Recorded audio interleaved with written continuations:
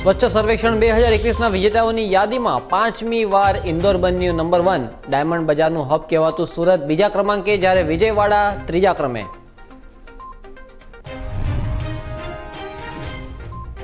પ્રિયંકા ગાંધીએ 3 કૃષિ નિયમો પાછા ખેંચવાના મોદી સરકારના નિર્ણયનું કર્યું સ્વાગત. હવે લખીમપુર અકસ્માત અંગે પણ સરકાર પાસે કરી ન્યાયની માંગણી.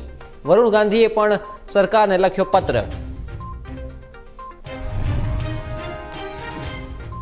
ઝારખંડમાં માઓવાદીઓએ 24 કલાક બંધના એલાનની કરી જાહેરાત. બંધ દરમિયાન માઓવાદીઓએ ચાઈબાસામાં રેલવે ટ્રેક લેન્ડ માઇન્સ લગાવીને કર્યો વિસ્ફોટ. હાવડા મુંબઈ રૂટની તમામ ટ્રેનો થઈ ઠપ.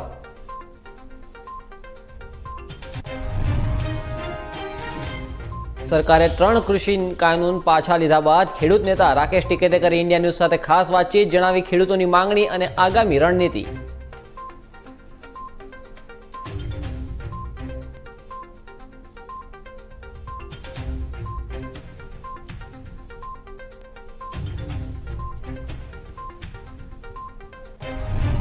કમલા હેરિસે રચ્યો ઇતિહાસ. જો બિડનની ગેરહાજરીમાં રાષ્ટ્રપતિ પદ સંભાળનારી બની પ્રથમ મહિલા અશ્વેત અને પ્રથમ દક્ષિણ એશિયાની ઉપરાષ્ટ્રપતિ.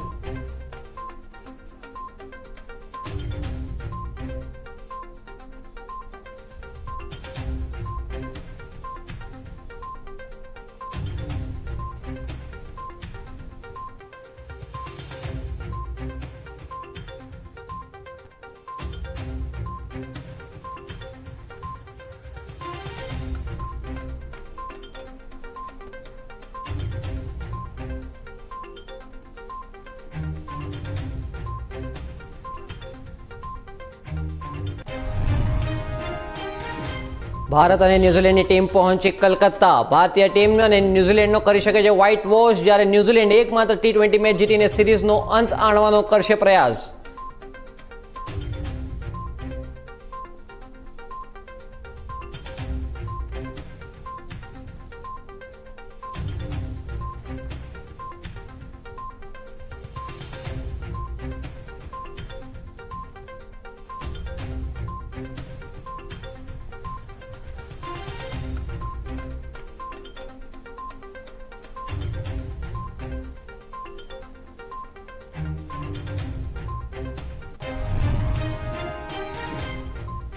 નમસ્કાર, આપ જોઈ રહ્યા છો ઇન્ડિયા ન્યૂઝ ગુજરાત. હું છું સચિન વજાણી. નજર કરીએ આજના મહત્વના સમાચારો પર.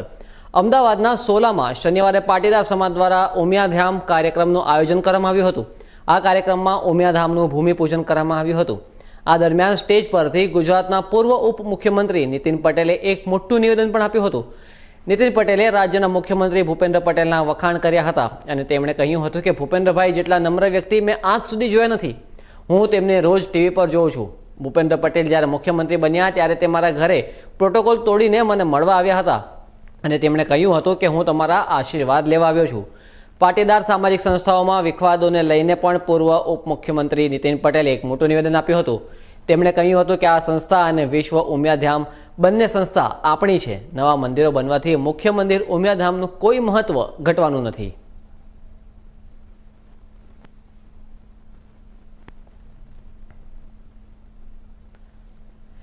શહેરના સોલા વિસ્તારમાં પાટીદાર સમાજ દ્વારા ઉમિયાધામ ભૂમિપૂજનનો એક ભવ્ય કાર્યક્રમ રાખવામાં આવ્યો હતો. આ કાર્યક્રમમાં સમાજના આગેવાનોની સાથે સાથે રાજકીય નેતાઓ પણ જોડાયા હતા. આ કાર્યક્રમમાં પૂર્વ ઉપમુખ્યમંત્રી નીતિન પટેલ અને મુખ્યમંત્રી ભૂપેન્દ્ર પટેલ પણ હાજર રહ્યા હતા. મુખ્યમંત્રીએ આ દરમિયાન સ્ટેજ પર બહુ જ હળવા શબ્દોમાં પોતાનું ભાષણ આપ્યું હતું. મુખ્યમંત્રીએ કટાક્ષ કરતા કહ્યું હતું, જે જનારા હતા તે જતા રહ્યા.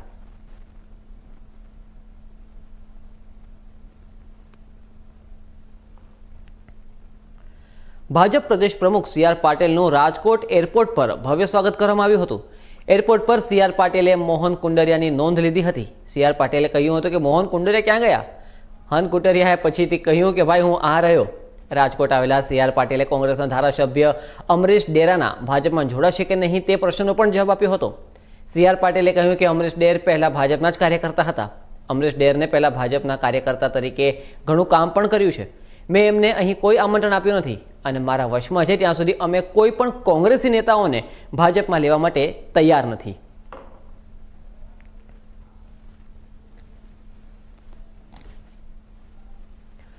ખેડૂતોના હમસફર બનેલા ભાજપના દિગ્ગજ નેતા અને સાંસદ વરુણ ગાંધીએ ફરી એકવાર વડાપ્રધાન નરેન્દ્ર મોદીને પત્ર લખીને એમએસપી પર કાયદો બનાવવાની માંગ કરી હતી. વરુણ ગાંધીએ વડાપ્રધાન નરેન્દ્ર મોદીને લખેલા પત્રમાં જણાવ્યું હતું કે મારી નમ્ર વિનંતી છે કે હવે એમએસપી પર કાયદો બનાવવો જોઈએ તથા બીજા મુદ્દાઓ પર પણ તાત્કાલિક નિર્ણય લેવો જોઈએ, જેનાથી ખેડૂત ભાઈઓ આંદોલન ખતમ કરીને સન્માનપૂર્વક પોતપોતાના ઘરે પાછા જઈ શકે. પત્રમાં વરુણ ગાંધીએ એવું પણ લખ્યું છે કે લખીમપુર ખીરી ઘટના લોકશાહી પર કલંક સમાન છે. આ કેસમાં આરોપી સામે કડક કાર્યવાહી થવી જોઈએ. સાથે સરકારે રાષ્ટ્રહિતમાં ન્યૂનતમ સમર્થન મૂલ્યની કાનૂની ગેરંટી આપવાની ખેડૂતોની માંગ પણ સ્વીકારી લેવી જોઈએ. આ આંદોલનમાં 700 ખેડૂતો શહીદ થયા હતા અને તેમના પરિવારજનોને 1-1 કરોડનું વળતર પણ આપવું જોઈએ એવું વરુણ ગાંધીએ આ પત્રમાં માંગણીપૂર્વક કહ્યું હતું. વરુણ ગાંધી બાદ પ્રિયંકા ગાંધીએ પણ ભારત સરકારને એક પત્ર લખ્યો હતો. ભારત સરકારે શુક્રવારે 3 કૃષિ નિયમોને પાછા ખેંચી લીધા હતા અને જેના પર અનેક નેતાઓએ પોતપોતાનો પ્રતિસાદ આપ્યો હતો. કોંગ્રેસ મહાસચિવ પ્રિયંકા ગાંધીએ પણ મોદી સરકારના આ નિર્ણયનું સ્વાગત કર્યું હતું. તેમણે શનિવારે એક પ્રેસ કોન્ફરન્સ પણ બોલાવી હતી, જેમાં પ્રિયંકા ગાંધીએ કહ્યું કે અમે સરકારના આ નિર્ણયનું સ્વાગત કરીએ છીએ અને સરકાર પાસે હવે માંગણી કરીએ છીએ કે લખીમપુર ખીરીમાં ગાડી નીચે જે લોકો કચડાઈને મરી ગયા હતા અને જેમના દુઃખદ નિધન થયા હતા તેમના પરિવારોને પણ ન્યાય આપવામાં આવે. आदरणीय प्रधानमंत्री जी नमस्कार. लखनऊ आगमन पर आपका स्वागत. कल आपने 3 काले कृषि कानूनों को किसानों पर थोपने के अत्याचार को स्वीकार करते हुए उन्हें वापस लेने की घोषणा की. मैंने अखबारों में पढ़ा है कि आज आप लखनऊ में होने वाली डीजीपी कॉन्फ्रेंस में देश की कानून व्यवस्था संभालने वाले आला अधिकारियों से चर्चा करेंगे. लखीमपुर किसान नरसंहार में अन्नदाताओं के साथ हुई क्रूरता को पूरे देश ने देखा. आपको ये जानकारी भी है कि किसानों को अपनी गाड़ी से कुचलने का मुख्य आरोपी आपकी सरकार के केंद्रीय गृह राज्य मंत्री का बेटा है. राजनीतिक दबाव के चलते इस मामले में उत्तर प्रदेश सरकार ने शुरुआत से ही न्याय की आवाज़ को दबाने की कोशिश की है. माननीय उच्चतम न्यायालय ने इस संदर्भ में कहा है कि सरकार की मंशा देखकर लगता है कि सरकार किसी विशेष आरोपी को बचाने का प्रयास कर रही है. कल देशवासियों को संबोधित करते हुए आपने कहा कि सच्चे मन और पवित्र हृदय से किसानों के हित को देखते हुए कृषि कानूनों को वापस लेने का अभूतपूर्व निर्णय लिया गया है. आपने यह भी कहा कि देश के किसानों के प्रति आप नेक नियत रखते हैं. यदि ये सत्य है तो लखीमपुर किसान नरसंहार मामले में पीड़ितों को न्याय दिलवाना भी आपके लिए सर्वोपरि होना चाहिए. लेकिन केंद्रीय गृह राज्य मंत्री श्री अजय मिश्रा टेनी अभी भी आपके मंत्रिमंडल में अपने पद पर बने रहे हैं. यदि आप इस कॉन्फ्रेंस में आरोपी के पिता के साथ मंच साझा करते हैं तो पीड़ित परिवारों को स्पष्ट संदेश जाएगा कि आप अभी भी कातिलों का संरक्षण करने वालों के साथ खड़े हैं. ભારત સરકારે શુક્રવારે ખેડૂતોના પક્ષમાં નિર્ણય લેતા 3 કૃષિ કાનૂનોને પાછા ખેંચી લીધા હતા. આ બાબતે ખેડૂત નેતા રાકેશ ટિકેત સાથે ઇન્ડિયા ન્યૂઝના સંવાદદાતા જતીન ગોસ્વામીએ એક ખાસ વાતચીત કરી હતી, જેમાં તેમણે એટલે કે રાકેશ ટિકેતે એમએસપી અંગે પોતાના વિચાર જણાવ્યા હતા અને આવનારા દિવસોમાં ખેડૂતો કેવા પગલાં લેવા માંગે છે અને તેમની શું માંગણીઓ છે એ અંગે પણ તેમણે વાતચીત કરી હતી. જુઓ રાકેશ टिकैत સાથે અમારા સંવાદદાતાનો આ અહેવાલ. पूरे मसले पर बातचीत करने के लिए हमारे साथ राकेश टिकैत साहब मौजूद हैं. जब प्रधानमंत्री ने ये घोषणा कर दी है कि तीनों कृषि कानून जो हैं वो रिपील किए जाएंगे, तो उस पर वो क्या सोचते हैं, प्रतिक्रिया उनकी सामने आई. लेकिन आईटीवी नेटवर्क पर वो एक्सक्लूसिव है तो हम उनसे तफसील से बात करेंगे. सबसे पहले जब प्रधानमंत्री सामने आए उसके बाद की आपकी प्रतिक्रिया जो उन्होंने ऐलान किया. एमएसपी पे एक सवाल रह रहा है अभी,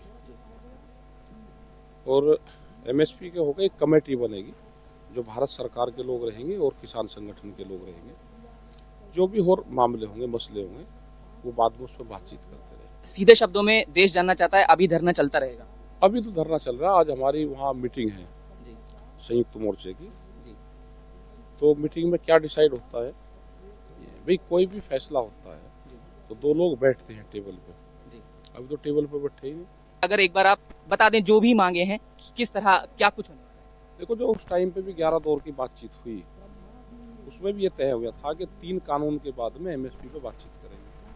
तो एमएसपी पे बातचीत करने का एक रास्ता साफ किया। सरकार एमएसपी पे क्या कहना चाहती है, और भी बहुत मामले हैं, क्योंकि सरकार है तो हर रोज मसले आएंगे, तो वो आंदोलन से नहीं, फिर वो बातचीत से समाधान। ये तय हुआ था कि आगे एक कमेटी बना लेंगे, तो कमेटी फिर उन मामलों पे बातचीत करती है।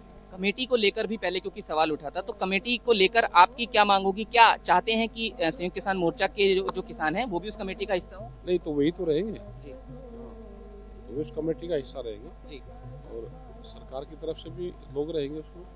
जो भी और मामले हो रहे हैं, जो भी और मसले हैं, उसको तो बातचीत से ही समाधान होगा।